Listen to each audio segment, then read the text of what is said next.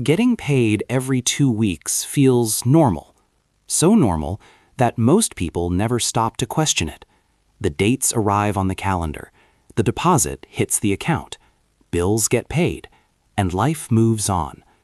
But this rhythm, this quiet 2-week cycle, was not designed for modern life.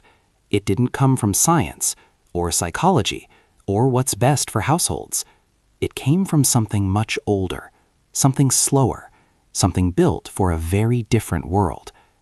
To understand why we get paid every 2 weeks, we need to go back to a time before direct deposit, before salaries, before office jobs, and before money moved invisibly through wires. We need to go back to when work was physical, when pay was counted by hand, and when time moved at a very different pace. For most of human history, people were not paid on schedules. They were paid when work was done. Farmers were paid after harvests.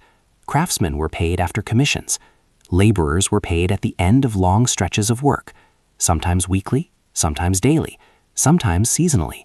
Money was tangible, coins, bills, goods, and payment was tied closely to effort. But as societies industrialized, that began to change. In the 19th century, factories began to replace farms. Large numbers of people started working in centralized locations.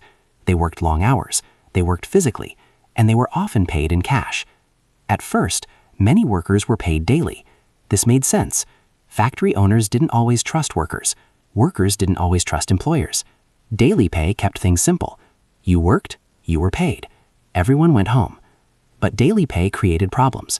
Counting cash every day took time. Handling money increased the risk of theft, and employers began to look for ways to reduce administrative effort. Slowly, daily pay turned into weekly pay. Weekly pay became the standard for industrial labor. It matched the rhythm of factory life. 6 days of work, 1 day of rest, 1 envelope of cash at the end of the week. For workers, weekly pay felt immediate. For employers, it reduced workload. But as companies grew larger, even weekly pay became expensive to manage. Payroll meant time, clerks, ledgers, errors, corrections. And in a world without computers, every payroll run was labor-intensive. So businesses did what businesses often do. They looked for efficiency. That efficiency came in the form of longer pay cycles, biweekly pay, every 2 weeks. Not because it was ideal for workers, but because it was ideal for systems.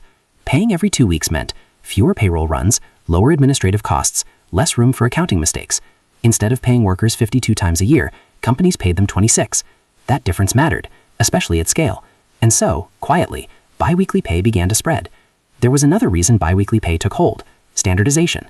As companies expanded, they needed predictable systems. 2-week pay periods aligned neatly with accounting cycles. They fit cleanly into monthly and quarterly reports. They made forecasting easier. They simplified budgeting. And once payroll systems were built around this rhythm, they became very hard to change. Over time, what started as an efficiency decision became a cultural norm.